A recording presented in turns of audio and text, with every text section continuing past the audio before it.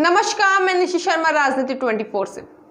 पूर्व मंत्री सज्जन सिंह वर्मा द्वारा कैलाश विजयवर्गीय पर दिए गए विवादित बयान के बाद बीजेपी कांग्रेस पर आक्रामक हो गई है। बीजेपी नेताओं ने मीडिया से रूबरू होते हुए कहा कि कांग्रेस ने हिंदू धर्म का अपमान किया है। सावे विधानसभा उपचुनाव को लेकर नेताओं के बीच जुबानी जंग बेहद ही तल्ख होती जा रही है।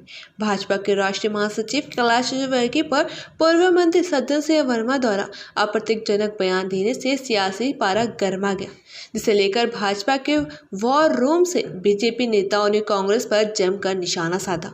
वॉर रूम से प्रभारी बाबू सिंह रघुवंशी ने कहा कि बाल बढ़ाना हिंदू धर्म की संस्कृति है। भगवान राम ने भी अपने केश बड़े हुए रखे थे। ऐसे में सज्जन सिंह वर्मा ने केश बढ़ाने को पाखंड कहना हिंदू धर्म का अपमान किया है। वहीं बीजेपी नेता गोविंद मालू ने कहा कि कांग्रेस के पास ना मुद्दे हैं, ना नेटवर्क है, ना नीतियां हैं।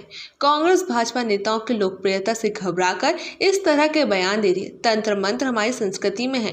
गोविंद मालू ने कांग्रेस को चेताते हुए कहा कि अगर इस तरह के बयानबाजी नहीं रुकी तो हम कांग्रेस नेताओं के निजी जीवन और घोटालों का खुलासा करेंगे। भाजपा प्रवक्ता उमेश शर्मा ने कहा कि सज्जन सिंह वर्मा और जीतू पटवारी ने मर्यादा का उल्लंघन किया है। जिस दिग्विजय को चुन्नू मुन्नू कहने पर सज्जन सिंह वर्मा का कलेजा धधक रहा है, उसी दिग्विजय को वे गाली देते हैं, जिसके सरशे हमारे पास है। कमलनाथ खुद राहुल गांधी के मूत्रपान करने की बात कहते हैं। कांग्रेस नेताओं का अहंकार सिर चढ़कर बोल रहा है। उमेश शर्मा ने कहा कि केश बढ़ाना हमारी संस्कृति में है। कमलनाथ क्या मिस वर्ल्ड है, प्रेमचंद गुड्डू क्या मिस यूनिवर्स है। हमने सज्जन वर्मा के बयानबाजी के खिलाफ डीआईजी के सामने शिकायत दर्ज कराई और चुनाव आयोग के पास भी जाएंगे। कुल मिलाकर सांवे के संग्राम में नेताओं ने विवादित बयानों में न सिर्फ राजनीति उबल रही है, बल्कि राजनीति का स्तर भी गिर रहा है। सज्जन वर्मा ने अभी साल भर पहले कांग्रेस के ही नेताओं के बारे में देवास में जो कहा था, वो आप सबको मालूम है कि उनकी बाड़बाड़ी तो उनकी पार्टी के लोगों के लिए भी वैसी रहती है। इसलिए चुनाव जिन मुद्दों पर हो रहे हैं, बुजुर्गों की तीर्थ यात्रा वापस कर दी, महिलाओं को जो प्रसूति की सुविधा देते थे 16,000 की वो छीन ली, 1.25 साल तक बच्चों के छात्रवृत्ति का पैसा जमा नहीं हुआ, वो अब हमारी सरकार करवा रही है।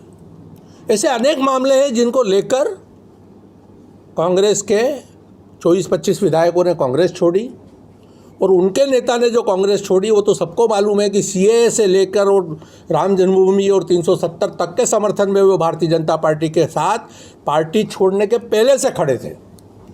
इसलिए इन विषयों का जवाब दे। वो किसानों के साथ धोखा किया, 6,500 करोड़ में 60,000 करोड़ का कर्जा माफ। इतना बड़ा फ्रॉड, इतनी बड़ी दगाबाजी, इसका जवाब दे। ये चुन्नू मुन्नू और इसके मामले में लेकर और इतने विस्तार से अपना भाषण देना या पत्रकार परिषद लेना, इसका अंत होना चाहिए। और मैं कांग्रेस के जो वरिष्ठ नेता है उनसे निवेदन करता हूं कि या तो वो इसका अंत करें, नहीं तो सड़क पर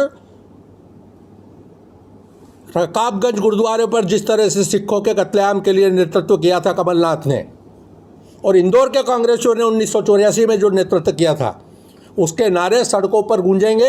सिखों के हत्यारे कांग्रेसी ये एक एक गली में एक एक सड़क पर गूंजने वाले।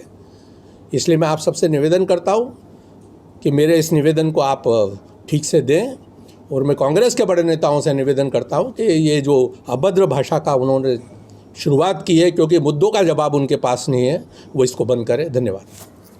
पास न मुद्दे हैं, न कोई विचार है, न कोई नेटवर्क है, न नीति है और न कुछ उपलब्धियां हैं।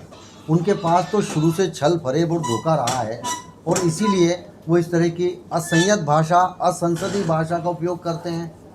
हमारे नेताओं की लोकप्रियता से घबराकर वो उनके बारे में अनर्गल बात करते हैं, तंत्र मंत्र करते हैं, ये करते हैं, वो करते हैं। अरे वो इतने धार्मिक हैं, 9 दिन तक उपवास रखते हैं, मौन व्रत रखते हैं। इनको उसमें खोजना है कुछ, और कुछ गलती दिखती नहीं है तो उसी में खोजते हैं कि तंत्र मंत्र करते हैं। मतलब 9 दिन की माता जी की पूजा पाठ को वो तंत्र मंत्र के रूप में, और यदि मंत्र तो हमारा भारतीय संस्कृति का आभूषण भी है और हमारा आराध्य है मंत्र को हम रोज उच्चारण करते हैं, उसमें उस पर आपत्ति ले रहे हैं। राम को, बाबू दादा ने कहा कि राम को काल्पनिक, राम को का अस्तित्व नहीं मानते थे लोग। तो इन्होंने तो हलफनामा दिया, राम सेतु का अस्तित्व नहीं मानते थे। आज वो मर्यादा पुरुषोत्तम, उनके नेता मर्यादा पुरुषोत्तम बता रहे हैं उनको। तो इस तरह की अनर्गल भाषा का हम उपयोग इसलिए नहीं करते हैं क्योंकि हमारे पास कहने को विकास और सुशासन पर बहुत सारी बातें एनडीए सरकार की भी, मध्य प्रदेश सरकार की भी। और ये तो इतने ज़्यादा बोरा गए हैं, सत्ता पहले तो मिली नहीं 15 साल, और अल्पमत की सरकार हमने बनाने दी इनको। ये अल्पमत की सरकार थी, कोई जनादेश नहीं मिला था। हमने कहा अगर 4 भी हमसे ज़्यादा तो आप बनाइए, चलाइए। इन्होंने जैसे तैसे जोड़ तोड़ करके सरकार बनाई, और उसके बाद जो मध्य प्रदेश के संसाधन का दुरुपयोग किया, लगातार रोज एक सूची आती थी तबादलों की, उसमें भ्रष्टाचार, और मध्य प्रदेश की संपत्ति बेचने के लिए इन्होंने कमेटी बना दी पीडब्ल्यूडी की कि मध्य प्रदेश की संपत्ति को नीलाम कर रहे थे लोग। ये ऐसे हैं, ये इस तरीके के लोग जो अब इस तरह की भाषा का यदि उपयोग करेंगे तो हम इनके खिलाफ, और इनके जो निजी जीवन के बारे में जो हमारे पास जानकारियाँ हैं हम उसको भी साझा करेंगे, और हम उनको भी लोगों के सामने लाएंगे, चाहे उसके कुछ भी परिणाम हो। लेकिन हम इनके जो निजी कामकाज घोटाले उनको भी हम आपके सामने लाएंगे। और इतने ज़्यादा दंभ में, इतने ज़्यादा ये उसमें मदमस्त हो रहे हैं कि आज ही पंधाना मानधाता के कांग्रेस के प्रत्याशी की कार से एक्सीडेंट हुआ एक आदिवासी का, और उस 13 साल का लड़का था, उसके क्या गंभीर हालत में है, वो मदमस्त हो रहे हैं। मृत्यु हो गई उसकी, डेथ हो गई उसकी। ये इतने मदमस्त हो रहे हैं इस तरीके से कि ना उनको गाड़ी चलाने का ध्यान है, दिन में ही नशा करते हैं। क्या करते हैं लोग? ये नशे का आरोप क्या मानदाता प्रत्याशी पे लगा रहे हैं? नहीं, मैंने तो एक ये बात कही कि ये नशे मतलब मदमस्त हो रहे हैं ना, नशे में है। मित्रों, आज का जो हमारा चर्चा का मूल विषय है, वो चर्चा का मूल विषय ये है कि सांवेर उपचुनाव के जो कांग्रेस पार्टी के प्रत्याशी हैं, उनकी नामांकन सभा के अंदर जिस प्रकार की भाषाई अभद्रता का परिचय कांग्रेस के मित्रों ने दिया है, वो बहुत वेदनादायक है, वो बहुत दुखद है। और सज्जन सिंह जी वर्मा जी ने और जीतू पटवारी जी ने मर्यादा की सारी सीमाएं तार कर दी और उल्लंघन कराए। हालांकि सज्जन वर्मा जी के मुखारविंद से इस प्रकार की आशालीनता सुनकर हमको आश्चर्य इसलिए नहीं होता है कि उनकी आशालीनता तो बहुत पराकाष्ठा तक पहुंचती है। अपने नेता दिग्विजय सिंह जी के लिए जो उन्होंने शब्द उपयोग करे थे, वो मेरे पास साक्ष्य के रूप में वीडियो है, आप सब लोगों ने उन वीडियो को देखा है। आज दिग्विजय सिंह को चुन्नू मुन्नू कहने पर उनका कलेजा धकर पकर कर रहा है।